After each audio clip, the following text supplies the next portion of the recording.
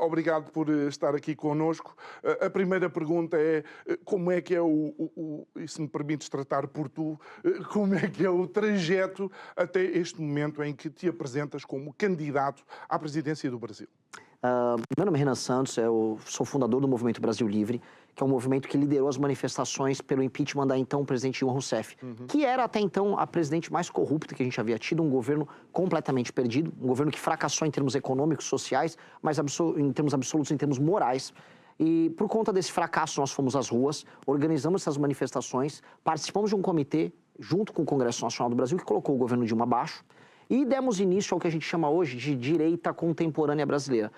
Basicamente, toda a linguagem que se usa na direita brasileira, as formas, os vídeos, os conteúdos, até os memes, surgiram naquela época e surgiram muito por conta do nosso trabalho. Naquele momento também acende o Jair Bolsonaro, que não era uma liderança naquelas manifestações, mas ele acaba, vamos dizer, catalisando pro bem e pro mal aquele fenômeno, se torna presidente do Brasil em 2018. Fizemos oposição também a ele, porque havia muitos escândalos de corrupção no governo Bolsonaro, por mais que ele fica dizendo que não, especialmente com o filho dele, Flávio. Ele perde as eleições seguintes para o Lula, continuamos na oposição, fazemos oposição ao Lula, e nesse processo a gente amadurece, constrói nossas ideias, construímos um movimento em âmbito nacional, e ali a gente funda o nosso próprio partido político, porque no Brasil é muito difícil ter um partido político, é praticamente impossível construir, o Bolsonaro inclusive tentou e não conseguiu, que chama-se Missão. Partido da Missão, curiosamente, tem as cores do programa, cores que eu gosto muito, preto, amarelo e branco, acho uma combinação elegantíssima, e com um partido em mãos, com jovens ao redor do Brasil, é o movimento jovem de direita mais, vamos dizer, mais vivo hoje no mundo, mais intenso em redes sociais no mundo. Nós temos uma força que vem crescendo, temos um projeto para o Brasil, chama-se Livro Amarelo, e com base num projeto, numa militância muito forte, muito aguerrida, num sonho que a gente tem em tornar o nosso país um lugar de primeiro mundo, nós decidimos participar das eleições com o partido e vamos concorrer agora à presidência da República do Brasil. Eu sou pré-candidato a presidente do Brasil. Espero vencer, então. Em outubro, não é? Outubro. Outubro deste ano. Olha, Renan, só para que os portugueses entendam, porque o nosso desenho constitucional é diferente, o presidente brasileiro tem funções completamente distintas. É como se fosse presidente de um governo. É assim que funciona? Sim, porque tem alguns lugares, né, que o chefe de Estado não é o chefe de governo não é o chefe de Estado. No Brasil, é isso nominalmente. Porque na prática, por ser um Estado muito corrupto, e isso eu falo para todo mundo, sou brasileiro e venho aqui dizer, o Estado brasileiro é profundamente corrupto, os poderes se misturam. Então, o legislativo, hoje no Brasil, ele executa orçamento, que é uma aberração, pois é corrupto. Como ele é incapaz e corrupto, o judiciário, que também é corrupto, quer administrar como as leis são feitas e quais leis podem passar ou não. Então, o judiciário legisla. E o executivo assiste tudo e faz negócios. Então, hoje tem um presidente no Brasil que manda muito pouco, não consegue executar políticas que tornem o Brasil um lugar capaz, e a gente vem com uma provocação, que é, temos que eleger um presidente para que ele seja o presidente de fato, e não apenas o presidente de direito.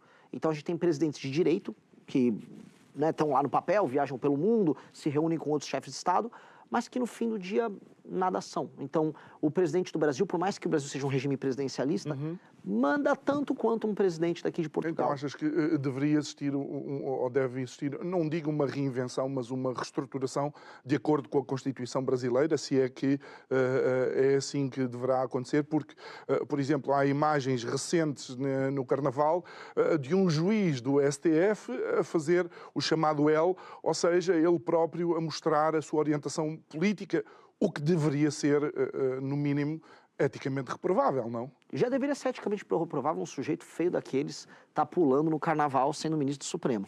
Mas é mais ainda, o fato dele chegar e fazer o L, tendo sido indicado pelo Lula, o outro colega dele, que é o Zanin, ter sido advogado pessoal do Lula, o outro anteriormente, que é o Toffoli, também ter sido advogado do Lula, é sintomático de uma mistura de interesses pessoais, personalíssimos dos líderes políticos do Brasil com as atividades públicas que eles têm. Então, é óbvio que é absolutamente errado, é indecoroso, é ilegal em muitos termos o que acontece. O Senado Federal deveria proibir a nomeação dessas figuras, mas o Senado autorizou, inclusive com lideranças da direita, anti-Lula, apoiando. Por quê? Porque o Senado e o STF são balcões de negócios, e isso é uma verdade, e porque essas figuras, eles têm negócios ou amizades profundas entre si.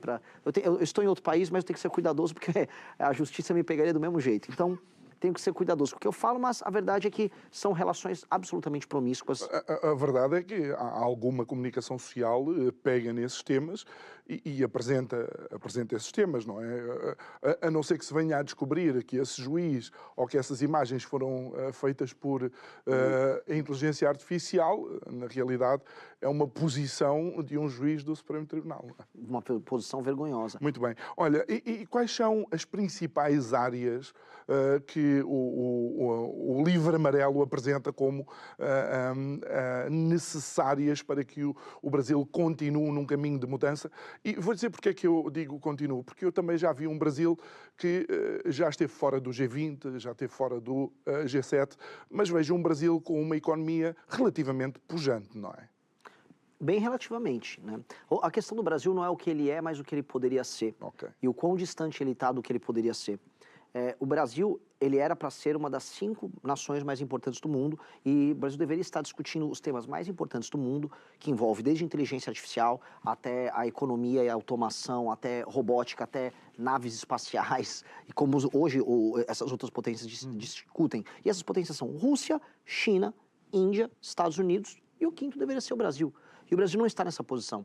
Muito pelo contrário, o presidente do Brasil ele discute se ele vai dar um botijão de gás, basicamente um botijão de gás para as pessoas, ou energia elétrica gratuita para as pessoas. E só para que as pessoas entendam o paradoxo, enquanto Lula faz isso, ao mesmo tempo tem uma das grandes construtoras de aviação privada, na Embraer, por exemplo, e não só, comercial. Ou seja, demonstra que no mesmo país temos o melhor e o absolutamente pior.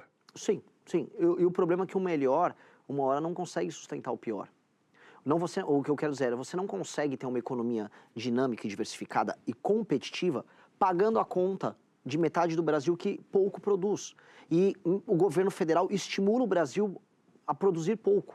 Então ele taxa demais quem trabalha e produz, fica sempre lutando para tornar as regras para trabalhar e produzir mais difíceis. E aí, a Embraer, ela é quase como se fosse uma dádiva divina num país que é inimigo de trabalhar e produzir. A Embraer, que é essa empresa de aviões, é um caso raro, igual a agricultura brasileira também não é. Mas, na verdade, eles são exceções que confirmam a regra. A indústria automobilística no Brasil já não existe mais.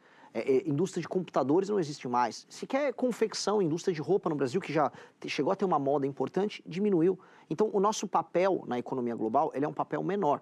O Brasil, se a gente comparar o Brasil de hoje a um Brasil de 30 anos atrás, o percentual do PIB global que o Brasil ocupa é menor. O Brasil chegou nos anos 80, ele tinha uma economia maior do que a da China, em termos absolutos e relativos, maior do que a Coreia do Sul, maior do que o Vietnã. E hoje o Brasil se vê sendo ultrapassado por todos eles. A Coreia do Sul hoje é um país de primeiro mundo. O Brasil ainda continua um país de terceiro mundo. O Brasil vê o Chile, que é um vizinho dele, se tornar um país de primeiro mundo. E o Brasil ficou para trás. As nossas discussões são nesses termos. Se vamos dar energia elétrica para as pessoas de graça, se vamos dar gás para as pessoas de graça, e se podemos, vamos lá, negociar com o crime organizado para ter um carnaval sem assaltos. E perdemos a negociação porque o carnaval foi um inferno. Então, é um país que perdeu suas ambições. E ao ver que as ambições são baixas, a gente aceita qualquer coisa. E eis o problema nosso.